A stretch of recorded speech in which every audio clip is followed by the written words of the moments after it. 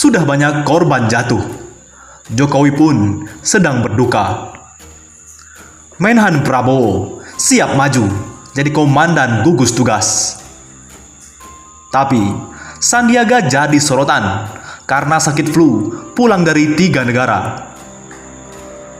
Pemerintah berjuang keras menghadapi pandemi COVID-19 yang semakin masif di Indonesia.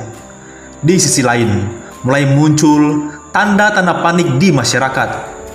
Situasi sulit ini hanya bisa dihadapi dengan persatuan.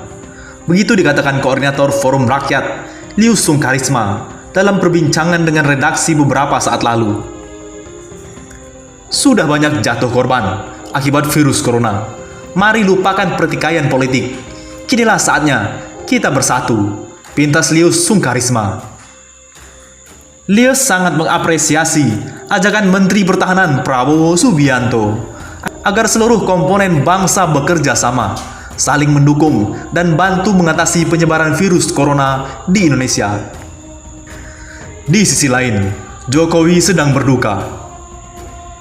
Budayawan Sujiwo Tejo mengusulkan agar Presiden Jokowi libur dulu. Gimana kalau Pak Jokowi kita usulkan libur 3 harian? Penghadapan wabah corona selama itu biar dipimpin Wapres Maruf Amin, kata Sujiwo Tejo melalui akun Twitternya. Aku tidak ngerti hukum tata negara tentang boleh atau tidaknya RI 1 libur. Aku hanya mengalami beratnya anak laki-laki ditinggal ibu. Ditinggal ibu itu berat banget. Berat karena kita kehilangan doa paling mujarab di dunia. Fahri Hamzah pun ikut menambahkan, ini saatnya kita menemani Presiden. Fahri memahami bahwa kepergian sang ibu tentu menambah berat beban di pundak dan perasaan mantan wali kota Solo tersebut. Terlebih di tengah berbagai ujian yang sedang dihadapi bangsa dan negara ini. Ini saatnya kita menemani Presiden Jokowi. Dalam situasi negara yang sedang dalam cobaan besar, hanya doa dan dukungan yang beliau dan keluarga harapkan dari seluruh rakyat Indonesia. Prabowo mengatakan, kalau kita bersatu, kita yakin ini akan kita atasi. Kita tidak perlu panik, tidak perlu risau. Bahaya ada di mana-mana. Tetapi kita berani dan akan mampu mengatasi ini, ujar Prabowo. Terkait ajakan Prabowo tersebut, Lius pun meminta kepada Presiden Joko Widodo untuk menunjuk Menhan Prabowo sebagai komandan gugus utama dalam perang melawan virus corona tersebut. Ini momen yang tepat untuk Presiden Jokowi menunjukkan Pak Menhan Prabowo sebagai komandan gugus utama dalam perang menghadapi corona ini. Dengan demikian, semua penanganan terhadap semakin merebaknya penyebaran virus yang mematikan ini di bawah satu komando, ujarnya. Selain itu, di bawah pimpinan langsung Presiden Jokowi, gugus tugas ini bisa melibatkan partisipasi masyarakat seluas-luasnya dalam perang melawan corona. Presiden, misalnya atas nama negara, bisa memerintah pada gugus tugas ini untuk membuka rekening khusus. Rekening dengan nama Terima Kasih Indonesia dengan nomor 1708195. Rekening khusus ini siap akan menampung bantuan dari masyarakat, katanya lagi. Menurut Lius, rencana pemerintah melalui Menteri Keuangan yang akan membuka rekening khusus untuk menampung donasi dari pelaku usaha guna membantu penanganan COVID-19 di Indonesia patut diapresiasi. Tapi, rencana itu baru akan efektif jika dilakukan oleh gugus tugas khusus yang menangani perang terhadap pandemi corona tersebut, ujarnya. Lius menyebut usulannya untuk membuka rekening khusus Terima Kasih Indonesia dengan nomor 1708195 di bank pemerintah bukan gagasan yang asal dilontarkannya. Gagasan ini sudah pernah saya sampaikan 2003 lalu pada Wapres Hamzahas. Gunanya ya kalau ada hal-hal darurat seperti sekarang ini, jelasnya. Rekening itu, tambah Lius, terbuka untuk diakses oleh rakyat. Pemerintah, dalam hal ini Presiden, hanya menjadi pengawas dalam penggunaannya. Jadi sumbangan masyarakat untuk hal-hal yang bersifat bantuan sosial ada di satu tangan, yakni pemerintah langsung. Tambahnya, karena itulah Lius mendesak Presiden untuk segera membentuk gugus tugas dalam penanganan pandemi COVID-19. Ini persoalan yang sangat serius dan merupakan ancaman untuk kita semua.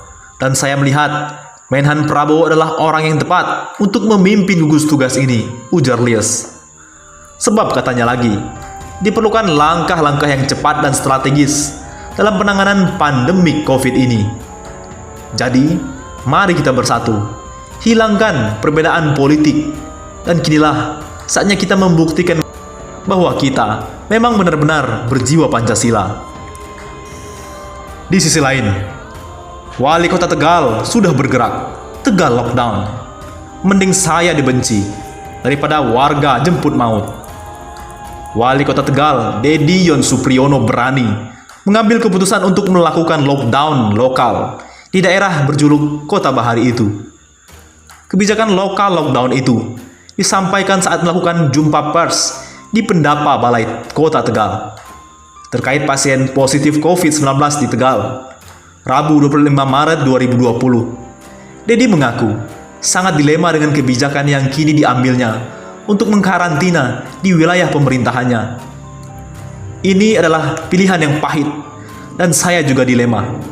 Jika disuruh memilih, lebih baik saya dibenci daripada maut menjemput mereka, kata dia. Dia mengaku sangat prihatin dengan adanya warga Tegal yang dinyatakan terjangkit COVID-19 ini. Kini warga tersebut sedang menjalani perawatan di ruang isolasi RSUD Kardinah Tegal. Ini berita yang sangat memprihatinkan, bahwa pasien laki-laki berusia 34 tahun pada hari ini dinyatakan COVID-19. Setelah memiliki pasien positif corona, Dedi menyatakan Kota Tegal menjadi kota darurat.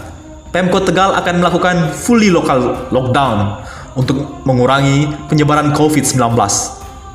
Lokal lockdown tersebut akan dilakukan mulai 30 Maret sampai 31 Juli 2020 mendatang.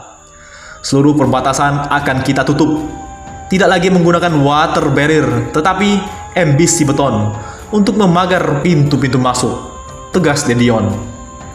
Ia menambahkan, jika pihaknya hanya membuka jalur provinsi dan nasional, itu beratnya MBC beton kurang lebih 2 ton. Jadi warga tidak akan menggeser, paparnya dalam jumpa pers. Ia berharap masyarakat Tegal bisa memahami kondisi tersebut. Yedion juga mendoakan pasien positif agar cepat pulih. Jadi bagaimana keadaan Sandiaga Uno? Pulang dari 3 negara kena flu. Ini alasan Sandiaga Uno. Wakil Ketua Umum Dewan Pembina Partai Gerindra Sandiaga Uno mengaku sempat mengidap flu saat kembali ke Indonesia usai berpergian di luar negeri. Meski terserang flu, ia belum memutuskan untuk memeriksakan diri terkait virus corona atau COVID-19. Diketahui, salah satu gejala yang ditimbulkan dari COVID-19 ialah adanya batuk, flu, hingga sesak napas. Saya pulang dari Jepang, lalu ke Malaysia, Singapura, lalu ke sini terakhir pulang saya kena flu. Flu-nya ini lebih berat dari sebelumnya. Saya minum obat yang diberikan dokter, dan saya mulai ada di rumah tanggal 6 Maret.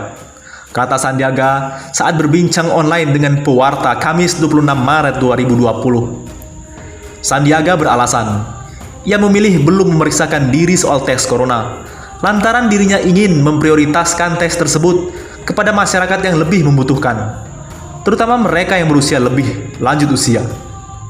Saya sendiri banyak yang menyarankan tes corona, tapi saya melihat lebih harus diberikan prioritas ke masyarakat lansia, kemudian saudara-saudara kita yang rentan seperti misalnya yang asma, diabetes paru-paru, kata Sandiaga. Meski belum memeriksakan diri, Sandiaga berujar bahwa kondisi kesehatannya kini mulai membaik. Hal terpenting bagi Sandiaga adalah mencegah penularan COVID-19 dengan melakukan isolasi mandiri di rumah, sebagaimana imbauan pemerintah. Menurut Sandiaga, hal lain yang perlu diterangkan, setiap orang yang merasa diri seolah-olah sudah terjangkit, sehingga semakin memberi kesadaran agar perilaku menjaga kebersihan serta menjaga jarak dan tidak bepergian ke luar rumah. Jadi, jangan kita berperilaku seperti sudah mengidap corona. Ini akan sangat membantu. Penurunannya, saya menganggap karena saya banyak travel dan bertemu orang, saya sangat mungkin saya terjangkit. Sampai nanti situasi tes kit sudah lebih available dan kasus corona menurun, saya ingin yang dites adalah yang rentan, kata Sandiaga. Jadi, kita-kita yang meski sudah melewati masa flu dan sekarang sudah sehat, ya kita sekarang disiplinkan saja, jaga kesehatan dan social distancing. Saya olahraga hanya di sekitar rumah, tandasnya. Bagaimana? Menurut pendapat Anda?